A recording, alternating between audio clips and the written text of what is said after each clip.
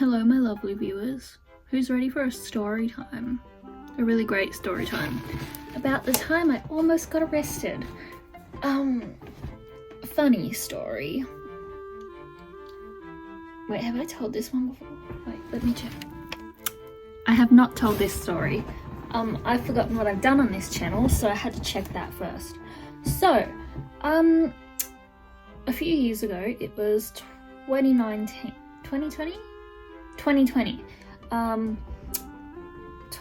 Okay, I'll start from the very beginning. So it was 2019, it was just before Christmas, and Youngblood was playing in January of 2020, and I was like, wow, Mum, can I go? Because I was like 15, I didn't have any money, I didn't have a job.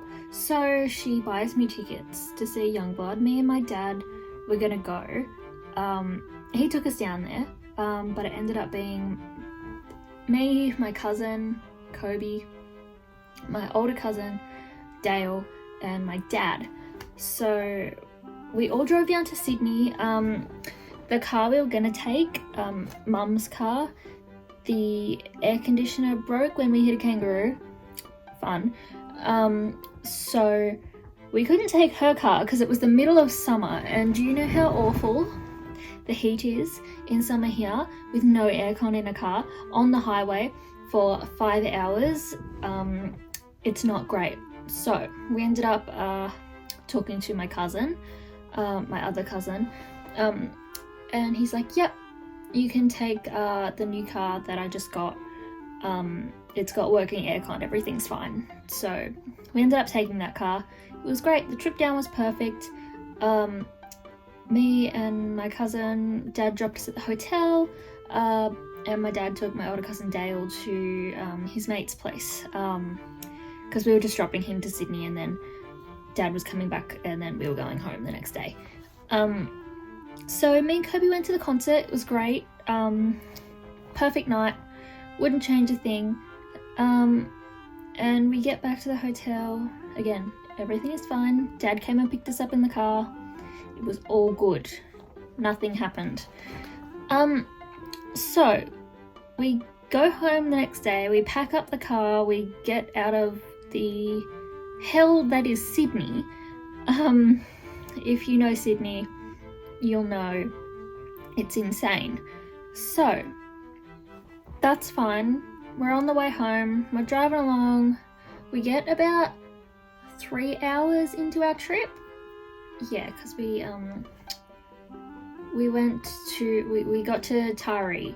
That's okay. So backstory of how you get to Sydney from where I live. I live in Kempsey, and it goes Kempsey, Port Macquarie, Taree. That's like where we usually stop at the Taree Service Centre, because that's about an hour and a bit from here, and it's just a little break to, get snacks and stuff. Then keep going until we usually get to Hexham. That's it's just before you get on the freeway to Sydney.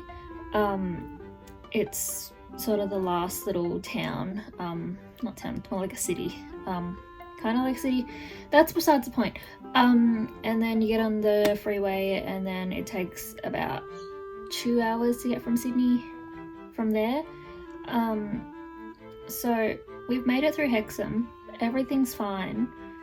We make it all the way to Taree with nothing happened at all this whole time. And I just want to put a little disclaimer here. This is in no way anyone's fault. There was nothing that we could have done to change the situation. It just happened. We get to Taree. We go to Macca's. We go through the drive-thru just to get some drinks and some meals, and then we get on the highway again. We're about 15 minutes into the trip, and then all of a sudden we hear sirens. So we're like, oh, okay, let's pull over just in case it's for us. It ends up being us, and then insert picture now. Yeah, there were quite a few police cars that pulled us over, if you could not tell. So me and my cousin, I'm 15, he's 17 at the time, and we're just kind of freaking out. Like, what is happening here?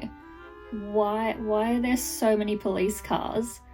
Dad wasn't speeding, he wasn't drinking, the car was registered.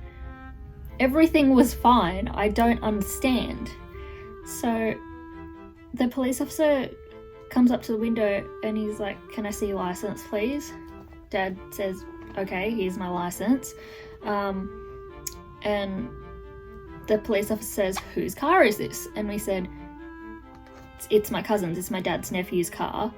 We're just borrowing it because our car broke down. And Dad's like, "I can get him on the phone if you want me to." And she says to us, "Are you aware that you are driving a stolen vehicle?" What?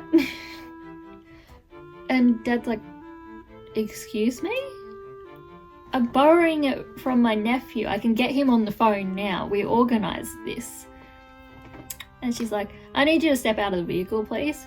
So all of us get out of the car. We're like, "Can we at least just grab our stuff as well? Because, like, we're obviously not going to be able to drive the car." And she said, "No, you can grab the essentials, but everything else has to stay in the car." So all my clothes are in the car. All my cousin's clothes are in the car. All my dad's clothes are in the car. I mean, theirs was like a t-shirt and shorts and stuff. Mine was like my whole wardrobe because I can't go anywhere without taking everything, even though it was literally one night. So we all get out of the car. Me and my cousin Kobe, we go and stand with the really nice police officer. He was this big dude with a big beard, and he was so happy, and he was trying to keep us calm because, keep in mind, it's 32 degrees out in the middle of the bush, in the middle of the highway. It is so hot, not a cloud in the sky, middle of summer. We were dying. It was so hot, and we had no water. We didn't have anything, and there was no shade either because it was just the side of the road. And we're like, "What's happening?" Because my dad was over with the detectives and the other police officers, and they basically just said, "You're driving a stolen vehicle. We're gonna have to suspend your license." So Dad couldn't even drive anywhere after that. That got all sorted out in the end because they realised it was not his fault, and they fixed it. But that was like a good month later, by the way. That wasn't like an instant thing. So we're standing with this police officer, and he's just asking us why we were driving, where were we coming from, and what we did on the weekend, just trying to make us calm down because we're obviously freaking out. We've just been pulled over by 3 police cars and been told that we're in a stolen vehicle. Like, obviously that's a little freaky for a 15-year-old, right? And my cousin, God bless his soul, I love him so much, he says to the police officer, "Can I take a photo of your car? I think it's really cool." And the police officer, he goes, "Of course, mate. Do you want me to be in it? I can get down on the ground like this." And we're laughing. We're all having a good time. My dad is not, by the way. He's not having a good time at all, obviously. And then they said, "Right, you can't take the car. It's got to stay here. It's under police possession now." So we're like, "Well, what do? We can't just stay on the side of the road. We don't have a way home." So they said, "Okay, well, we'll put you all in separate cars and then drive you to the nearest service centre." Great. So I'm in the back of the police car, right, with the really hot police officer too. Like, this guy was like next level, and I'm just sitting in the back and I'm like, okay, and I'm trying not to step on all the wires and stuff. Insert picture.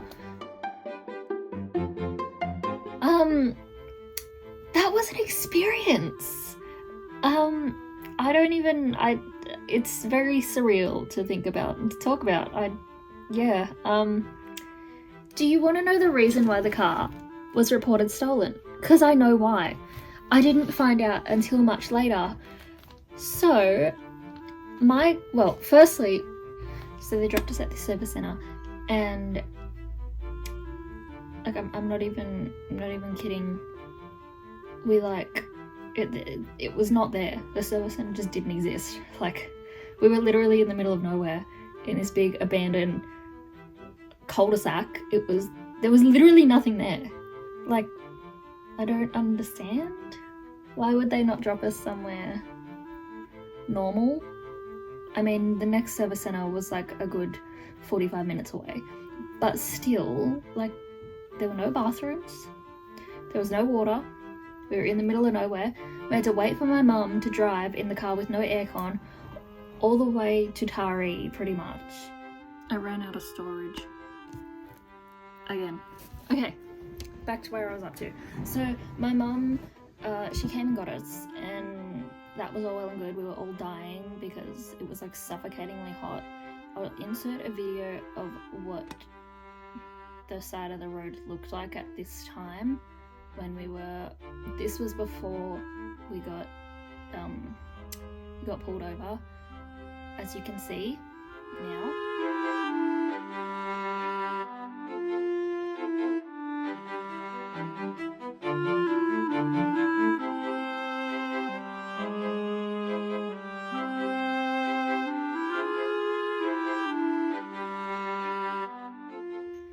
It's really, really burnt because that was when we had the really, really, really bad bushfires in late 2019.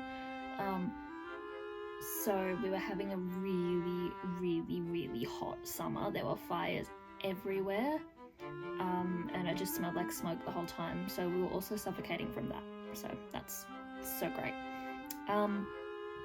But we then had to drop my cousin back to his town, which was like an hour away from us. So we dropped him home and then had to take another excruciatingly hot drive back to our house. But yeah, we made it. It's definitely a story to tell, but as I was saying, this is why it happened. So my cousin had just bought this car off this guy, right? It was fine. He was selling the cars because he was just going through a divorce and he wanted to buy the car that he wanted. So he was selling the car. Him and his ex-wife agreed to sell this car. And my cousin was just like, okay, I'll buy it off you. That's fine.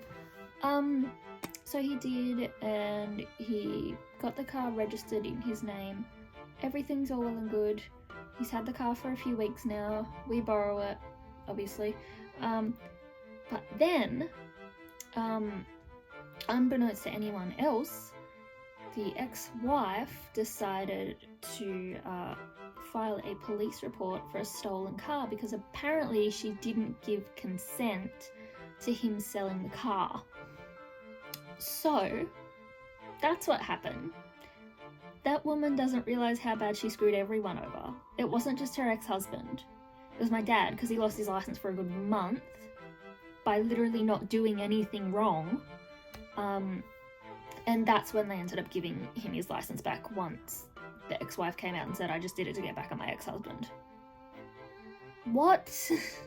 Like, there are better ways to do this. Like, you know the car has already been sold. Like, does she not think of the repercussions on the poor people who have literally just bought the car? Like, put mashed potatoes on his lawn, for God's sake. Pour glitter in his hoodies. I don't care. Just don't do that. So yeah, that's really fun. That was a good story. It's definitely one to tell, and I hope you enjoyed listening to it because I enjoyed telling it, and I should do more of these videos, shouldn't I? Because I have a lot of stories.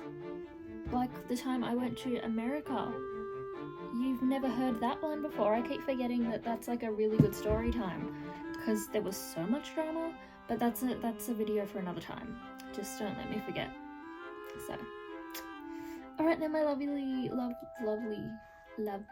viewers. I love you all so very much. Thank you for over 10,000 subscribers again. 10,117 as of this moment. I will see you all in the next video. Please leave a like and a comment down below and subscribe if you're not already. Alright, love you, bye!